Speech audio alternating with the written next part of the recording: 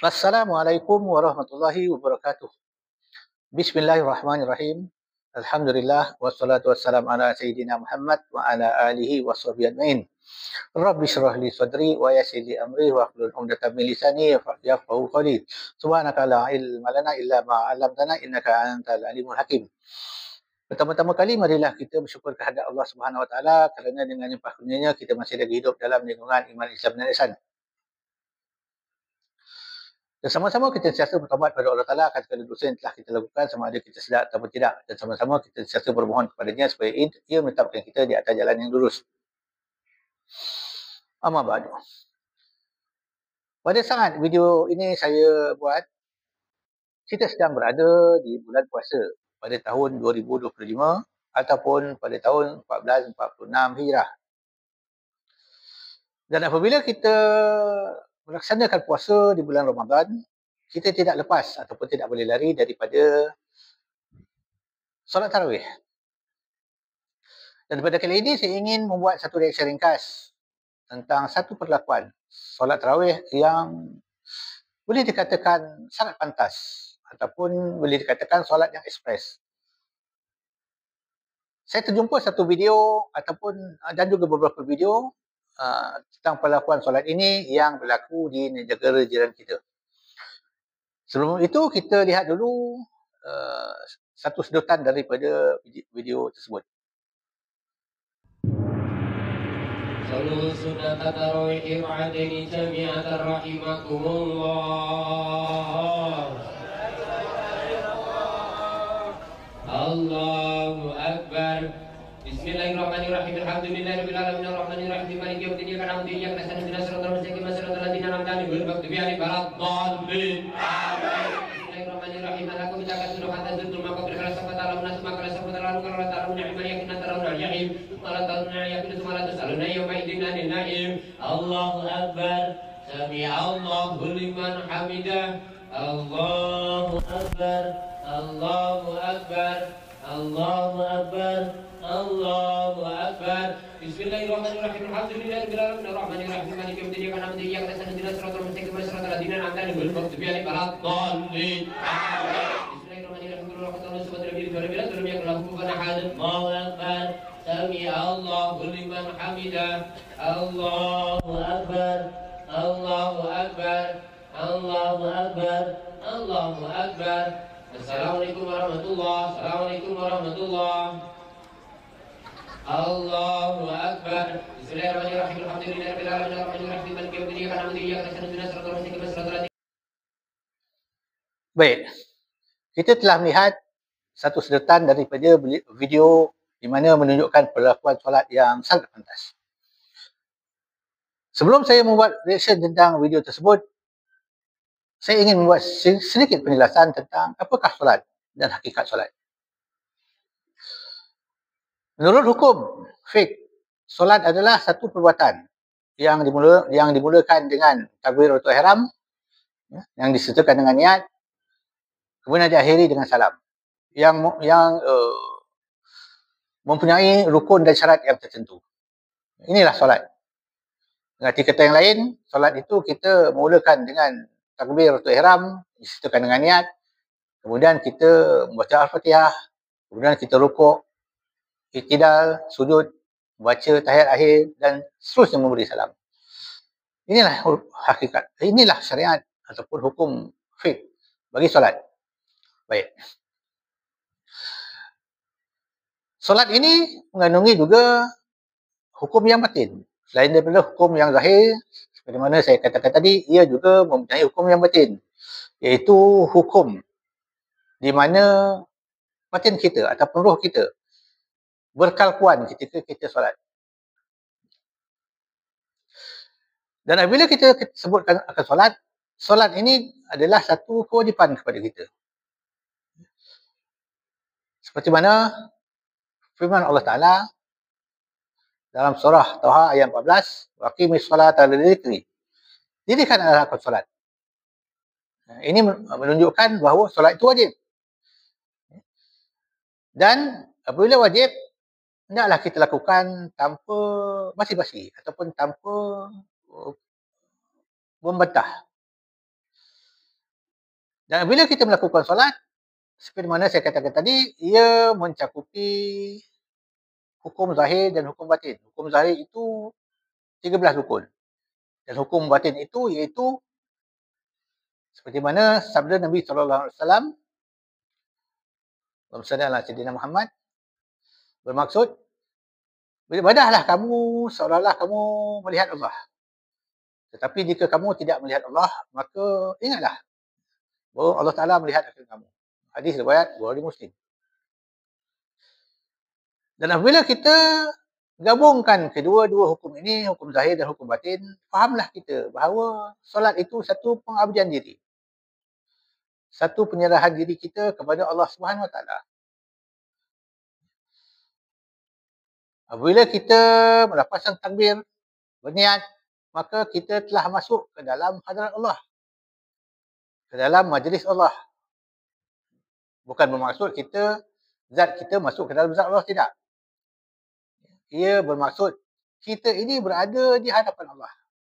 Di dalam pemerhatian Allah Subhanahu Wa Taala. Allah Ta'ala menyaksikan zahir kita melakukan gerakan solat. Dan ia menyaksikan batin kita. Sama ada kita ikhlas ataupun tidak. Sama ada kita riak ataupun tidak. Dan lagi, apabila kita sebut solat ini, kita berada dalam majlis Allah. Maka hendaklah kita solat dalam keadaan penuh khusyuk. Menghayati segala bacaannya. Kerana di dalam solat ini, bacaan-bacaan yang kita baca itu mengandungi beberapa maksud. Contohnya, memuji Allah Ta'ala, mengagungkan Allah Ta'ala. Seperti apabila kita membaca, Alhamdulillahirrahmanirrahim. Puji-puji bagi Allah, Tuhan semesta alam. Itu pujian. Dan juga kita merendah diri dan memohon ataupun menghambakan diri ataupun menyerahkan diri kepada Allah. Contohnya apabila kita baca, wa iyyaka nasta'in, kepada engkau kami memohon pertolongan. Dan seterusnya, ihdinas siratal mustaqim, siratal ladzina an'amta 'alaihim ghairil maghdubi 'alaihim waladdallin. Kita memohon kepada Allah Ta'ala supaya Allah Ta'ala menetapkan kita di atas jalan yang lurus, di dalam jalan Islam dan iman. Inilah perlakuan solat yang dikehendaki oleh solat itu sendiri. Dan apabila kita berkata tentang khusyuk, kita tidak boleh lepas dari membicarakan tentang muraqabah dan juga musyahadah. Dan arti kata yang lain, apabila kita solat, kita merasakan Allah Ta'ala itu memerhatikan kita zahir dan batin. Dia memerhatikan pergerakan solat kita, memerhatikan pergerakan batin kita. Apa yang kita ingat? Apakah kita ingat kepada Allah ataupun ingat kepada dunia? Inilah dinamakan muraqabah. Kita sentiasa memerhati diri kita. Dan apabila kita masuk ke maqam musyahadah, seolah-olah kita berbual-bual dengan Allah. Kita berkalam dengan Allah. Kerana terdapat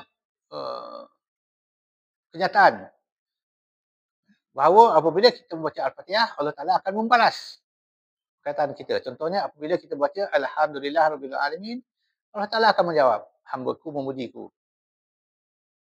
Jadi jelas, kita berkalam dengan Allah. Kita berbual dengan Allah. Maka apabila kita mengetahui ataupun sedar bahawa kita ini berkalam dengan Allah, apabila kita masuk ke dalam solat, kita berkalam dengan Allah, kita berbual dengan Allah, hendaklah kita berkalam dengan penuh hormat, penuh adab. Jangan kita membaca ayat-ayat itu dengan laju. Membaca dengan tertib. Dengan penuh adab. Kerana apa? Jikalau kita di atas dunia ini berkalam dengan raja, berkalam dengan orang besar, kita penuh adab, penuh tertib, menyusun kata-kata. Tetapi Allah Ta'ala itu raja sekala raja, besar sekala besar, mulia sekala mulia, mulia di atas mulia. Maka seharusnya, bahkan wajib bagi kita berkalam dengan lebih tertib, lebih sopan. Bahkan dikatakan Tidak, beradab apabila kita kata engkau kepada Allah Ta'ala. Dengan arti kata, mengutamakan kerenahan diri kita kepada Allah Ta'ala. Kita berkata kepadamu, Ya Allah. Bahkan kita berkata kepadanya, hamba-Mu, Ya Allah. Menggantikan perkataan aku. Maka apabila kita melakukan solat dengan laju, seperti mana yang kita lihat di dalam video yang saya paparkan tadi, pertama, kita telah melanggar rukun syarat solat. Contohnya, apabila kita membaca Al-Fatihah, kita membaca dengan laju. Kebarangkalian makhraj huruf yang kita baca itu akan lari. Apabila berubah makhraj huruf itu, maka berubahlah maknanya. Maka salahlah apa yang kita sebut. Maka batallah solat kita. Dan juga lagi seperti kita tak melakukan tumaninah. Sedangkan tumaninah itu wajib, rukun solat. Maka batal solat kita, tidak sah solat kita. Apatah lagi apabila kita membaca dengan cepat, tumpuan kita kepada Allah Ta'ala pasti akan hilang. Kita tidak dapat memfokuskan apa yang kita baca. Kerana terlalu laju. Dan lagi tidak beradab kepada Allah Ta'ala. Maka hendaklah kita faham. Walaupun solat tarawih itu solat yang sunat. Hukumnya sunat. Tetapi rukun syaratnya wajib. Rukun syarat zahirnya wajib. Rukun syarat batinnya wajib. Solatnya sunat, tetapi perlakuannya wajib. Yang wajib tetap wajib. Jika tidak kita lakukan dengan betul, tidak sah solat kita. Tidak diterima oleh Allah Subhanahu Wa Taala akan pengabdian kita ketika solat. Maka hal ini hendaklah difaham. Bahawa solatlah kita dengan sebaik-baiknya. Bahkan seperti solat ahli sufi ataupun solat para nabi dan rasul. Mereka solat di dalam keadaan zauq dan jazbah. Bergetar tubuh mereka ketika membaca ayat-ayat di dalam solat. Bahkan tidak sedar mereka akan orang-orang yang lalu ataupun orang yang berada di sekeliling mereka. Mereka solat di dalam keadaan haram kepada Allah Subhanahu Wa Taala. Satu yang ditumpukan iaitu Allah Ta'ala. Itulah yang mereka fokus. Tidak kepada yang lain. Apabila mereka mengangkat takbir, mereka telah memutuskan diri mereka daripada dunia dan segala urusannya. Masuk mereka ke hadirat Allah Subhanahu Wa Taala dengan sepenuh jiwa dan raga. Jadi, hendaklah kita faham, hendaklah kita hisap diri kita ketika melakukan solat. Sama ada solat fardu ataupun solat sunat. Jadi sekian dulu. Wabillahi taufiq wal hidayah. Wassalamualaikum warahmatullahi wabarakatuh.